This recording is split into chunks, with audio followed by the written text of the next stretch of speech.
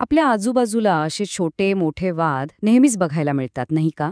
पण या साध्या वाटणाऱ्या वादांमागे एकत्र कसं राहायचं याचे काही खूप महत्वाचे नियम लपलेले असतात. चला, आज अशाच एका संघर्षाची गोष्ट पाहूया आणि त्यातून एकत्र राहण्याचा अर्थ समजून घेऊया. तर ही गोष्ट सुरू होते मिसेस फडके यांच्यापासून. त्या आपल्या हाऊसिंग सोसायटीच्या बाहेर भटक्या कुत्र्यांना दररोज खायला घालतात. त्यांच्या मते हे त्यांचं कर्तव्य आहे. त्या फक्त बिचाऱ्या असहाय्य प्राण्यांना मदत करतात. पण त्यांचं हे काम खरंच दयाळूपणा आहे की एक प्रकारचा बेजबाबदारपणा? तर हा वाद पेटतो सोसायटीच्या गेटजवळ. एका बाजूला आहेत मिसेस फडके, ज्यांना वाटतं की त्या एक सामाजिक कार्य करत आहेत, आणि दुसऱ्या बाजूला आहेत सोसायटीचे सुरक्षारक्षक अण्णा, जे त्यांना नियमांची आठवण करून देत आहेत, आणि एक रहिवासी नितीन, ज्यांच्या मते या सगळ्याचा इतरांना त्रास होतोय. आता बघा, हा वाद दिसायला साधा वाटतो, पण यात ना तीन वेगवेगळे विचार एकमेकांसमोर उभे आहेत. एकीकडे आहे मिसेस फडकेंची वैयक्तिक करुणा, दुसरीकडे आहेत अण्णांचे सोसायटीचे नियम, आणि तिसरीकडे आहे नितीनचा सामाजिक करार किंवा एकत्र राहण्याचा नियम. प्रत्येकजण आपापल्या जागी बरोबर वाटतोय, मग नक्की चूक कुठे होतीये? मिसेस फडके आणि त्यांच्या शेजाऱ्यांमधला हा वाद इतका कॉमन का आहे? म्हणजे असं आपल्या आसपास सतत का घडत राहतं? याचं मूळ शोधायला आपल्याला थोडं इतिहासात डोकावून बघावं लागेल, थेट ब्रिटिशांच्या काळात. कारण आपले अनेक नियम आणि सवयी तिथूनच तयार झाले आहेत. गोष्ट आहे 1857च्या बंडानंतरची. ब्रिटिशांनी भारतात इंडियन पिनल कोड आणि पोलीस ॲक्ट सारखे कायदे आणले. पण त्यांचा उद्देश आपल्यामध्ये सामाजिक जबाबदारीची भावना निर्माण करणं अजिबात नव्हता, तर फक्त आपल्यावर नियंत्रण ठेवून जबरदस्तीने शिस्त लावणं हा होता. आणि गंमत बघा, ह्यामुळे झालं काय? लोकांनी शिक्षेच्या भीतीने नियम पाळायला तर सुरुवात केली, पण हे शहर आपलं आहे, ते स्वच्छ ठेवणं ही आपली जबाबदारी आहे, ही जी आतून येणारी भावना असते ना, ज्याला आपण सिव्हिक सेन्स म्हणतो, ती कधीच आपल्यात रुजली नाही.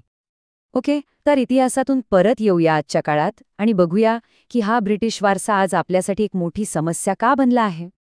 आता बघा, कोणा एका व्यक्तीला, म्हणजे इथे मिसेस फडके यांना दोष देणं किती सोपं आहे, नाही का? पण खरी समस्या त्याहून खूप मोठी आणि खोलवर रुजलेली आहे. ती गरिबी, कचऱ्यावर प्रक्रिया करणाऱ्या प्लांटची कमतरता आणि लोकांमध्ये योग्य शिक्षणाचा अभाव यांसारख्या गोष्टींमध्ये दडलेली आहे. याचे एक उत्तम उदाहरण म्हणजे स्वच्छ भारत मिशन अंतर्गत लाखो शौचालये बांधली गेली. पण ज्या ठिकाणी पाणी आणि देखभालीची सोय नाही, तिथे त्यांचा वापरच होत नाहीये. यावरून एक गोष्ट अगदी स्पष्ट होते की फक्त सुविधा देऊन काहीच उपयोग नाही. सुविधा, सवयी आणि कायदे हे तिन्ही घटक जेव्हा एकत्र येतात, तेव्हाच खरा बदल घडतो. आता एक खूप इंटरेस्टिंग गोष्ट बघूया. आपलं आजूबाजूचं वातावरण आपल्या वागण्यावर इतका मोठा परिणाम का करतं? याच्यामागे एक मानसशास्त्र आहे. मानसशास्त्रामध्ये एक खूप रंजक सिद्धांत आहे, त्याला म्हणतात ब्रोकन विंडोज इफेक्ट, आणि याचा आपल्या सार्वजनिक स्वच्छतेच्या सवयींशी थेट संबंध आहे. सोप्या भाषेत सांगायचं तर जर एखादी जागा आधीच एकदम स्वच्छ असेल, तर तिथे कचरा टाकायला आपल्याला संकोच वाटतो. पण जर त्याच जागी आधीच खूप कचरा पडलेला असेल, तर तिथे अजून कचरा टाकायला कोणीही मागेपुढे पाहत नाही. आणि हो, ही काही फक्त पुस्तकातली थिओरी नाहीये. याचं प्रत्यक्ष उदाहरण म्हणजे आपलं इंदोर शहर. तिथे कचरा उचलण्याची आणि त्यावर प्रक्रिया करण्याची एक पद्धतशीर व्यवस्था तयार केली गेली. आणि त्याचा परिणाम? एक स्वच्छ वातावरण, जे टिकवून ठेवण्यासाठी आता तिथले नागरिक स्वतःच पुढे येतात. तर ही सगळी चर्चा आपल्याला परत आपल्या मूळ गोष्टीकडे घेऊन येते, मिसेस फडके, अण्णा आणि नितीन यांच्यातील वादाकडे. हा वाद म्हणजे एकत्र राहताना आपण करत असलेल्या एका मूलभूत निवडीचं प्रतीक आहे. जेव्हा मिसेस फडके नियमांपेक्षा माणुसकी मोठी असल्याचा दावा करतात, तेव्हा नितीन त्यांना एक जबरदस्त उत्तर देतो. तो म्हणतो, जर तुम्हाला कुठलेच नियम पाळायचे नसतील, तर सरळ जंगलात राहायला जा.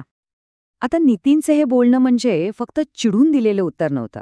त्यात एक खूप खोल विचार होता. तो विचार हा की समाजात राहायचं असेल तर आपल्या वैयक्तिक इच्छा आणि सगळ्यांच्या भल्यासाठी बनवलेले नियम यांच्यात संतुलन साधावंच लागतं. नाहीतर मग तो समाज राहत नाही, जंगल बनतो. मग या सगळ्यावर खरा उपाय काय? फक्त कायदे करून किंवा फक्त लोकांना उपदेश देऊन हे बदलणार नाही. त्यासाठी पायाभूत सुविधा सुधारण्यापासून ते कायद्याची योग्य अंमलबजावणी करणं आणि लोकांच्या सवयी बदलण्यासाठी सातत्याने प्रयत्न करणं असा एक चौफेर विचार करणं गरजेचं आहे. आणि शेवटी मिसेस फडके आणि नितीन यांच्यातला हा वाद कोण बरोबर आणि कोण चूक याच्याबद्दल नाहीच आहे, तर तो आपल्याला एका मोठ्या प्रश्नावर विचार करायला लावतो. आपण ज्या समाजात, ज्या जागेत एकत्र राहतो त्याबद्दलची आपली सामूहिक जबाबदारी नक्की काय आहे.